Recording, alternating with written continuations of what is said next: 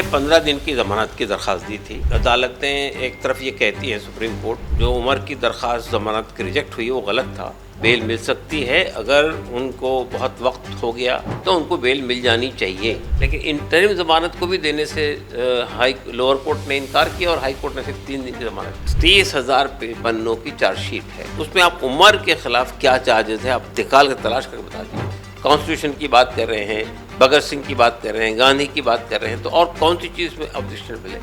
Justice Chandrachud chief justice जब वो थे उस दरमियान उमर का केस सुप्रीम कोर्ट में आया था। 9 महीने तक के 14 बार एडजर्नमेंट हुआ, हमने वापस ले लिया दरखास्त। उसके बाद जब वो रिटायर्ड हुए तो कहते हैं सबको मिलनी चाहिए जमानत। दिल्ली दंगों के आरोप में पिछले 5 साढ़े 5 साल से जेल में बंद उमर खालिद को 3 दिन के लिए अंतरिम जमानत मिली है, बेल मिली है। ये उनकी मां की सर्जरी को लेकर ये बेल मिली है। इस पर बात करने के लिए उमर खालिद के पिता कासिम रसूल इलियासी हमारे साथ इस वक्त मौजूद है। सर, क्या कहना चाहेंगे, सिर्फ 3 दिन के लिए उमर खालिद को अंतरिम जमानत मिली है? देखिए, हमने 15 दिन की ज़मानत की दरख्वास्त दी थी और उसकी 2 वजह थी। एक तो ये कि उमर के खालू का इंतकाल हुआ था 10 मई को, उनका चेलम है 24 तारीख को, और उसके बाद 2 जून को उमर खालिद की मदर की सर्जरी है। तो हमने कहा था दोनों चीज़ें कवर हो जाएंगी, तो हमने 15 दिन की ज़मानत की दरख्वास्त दी थी। लोअर कोर्ट ने रिजेक्ट कर दी और हाई कोर्ट ने सिर्फ 3 दिन की दरख्वास्त दी।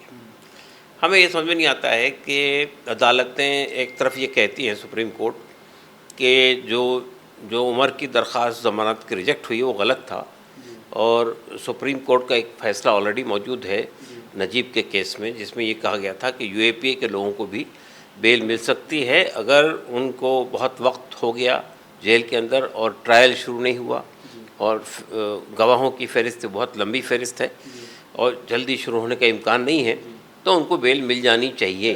उन्होंने क्रिटिसाइज़ किया था पिछले फैसले को। तो हमें ये तवक्को थी कि भाई ये कम से कम इंटरिम ज़मानत तो दे ही देंगी अदालत, लेकिन इंटरिम ज़मानत को भी देने से लोअर कोर्ट ने इनकार किया और हाई कोर्ट ने सिर्फ 3 दिन की ज़मानत दी। तो हमें अफसोस है इसके ऊपर। 3 ही दिन का क्यों दिए, मतलब इसके पीछे वजह क्या हो सकती है? उन्होंने ये बात कही कि खालू के साथ जो रिलेशनशिप है वो बहुत करीबी नहीं है, और दूसरी बात ये कही कि साहब आपने इंतकाल के वक्त नहीं मांगी थी, दरख्वास्त नहीं दी थी ज़मानत की, और दूसरी बात ये कही कि साहब सर्जरी जो है माइनर सर्जरी है और ज़ाहिर है कि 3 दिन काफ़ी होते हैं, इसलिए 3 दिन की दरख्वास्त दी। अच्छा, जब अंतरिम ज़मानत दे रहे हैं तो क्या क्या कंडीशन लगाए हैं? एक कंडीशन तो ज़ाहिर है कि अदालत में जब भी ज़मानत दी जाती है तो उसके लिए एक अमाउंट फ़िक्स होता है, उतना अमाउंट जो है यानी बैंक में डिपॉजिट करना होता है, और उसके अलावा ये कंडीशन होती है कि आप यहाँ अस्पताल घर से अस्पताल तक जाएंगे, अस्पताल से घर आएंगे, कहीं और नहीं जाएंगे, किसी कोई फंक्शन अटेंड नहीं करेंगे, किसी से मुलाकातें नहीं करेंगे। इस तरह की कंडीशन होती है, यही कंडीशन लगाई गई है। ये कंडीशन इस बार भी लगाई गई? बिल्कुल, यही कंडीशन है। तो उमर खालिद को लेकर अब तक जो भी केस चल रहा है, क्या उम्मीदें हैं, कब तक इनको, जैसे तमाम लोगों को ज़मानत मिल गई, उमर खालिद को भी ज़मानत मिले? देखिए, उमर खालिद के केस में अदालत ने जो पिछली बार सुप्रीम कोर्ट ने रिजेक्ट की थी ज़मानत, उसकी 2 बुनियादी बातें उन्होंने कही थी।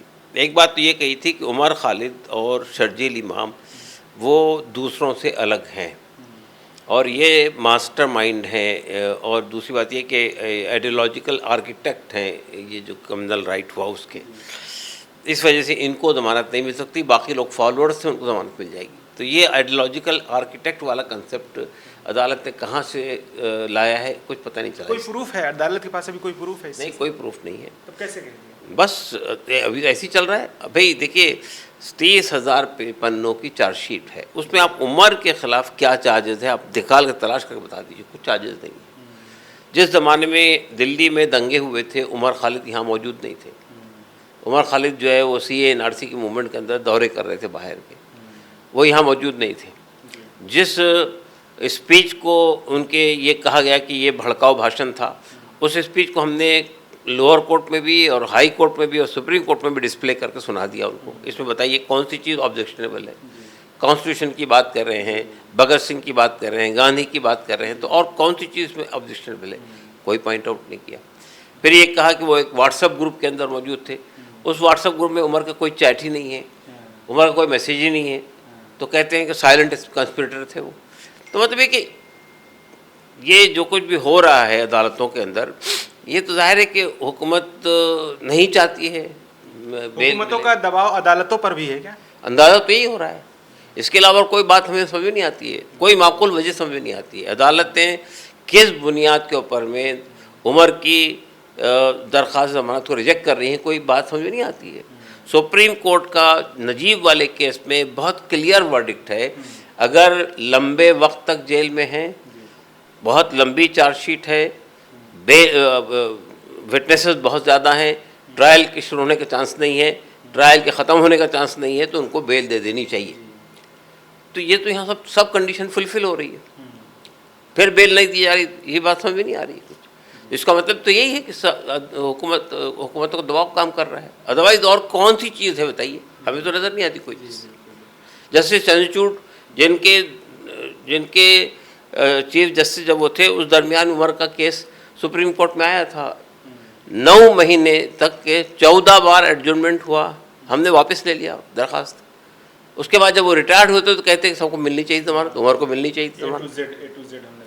हाँ, हमको दिए। जब उमर के बारे में पूछा गया तो कहा उमर को नहीं, इन लोगों ने विड्रॉ किया दरख्वास्त।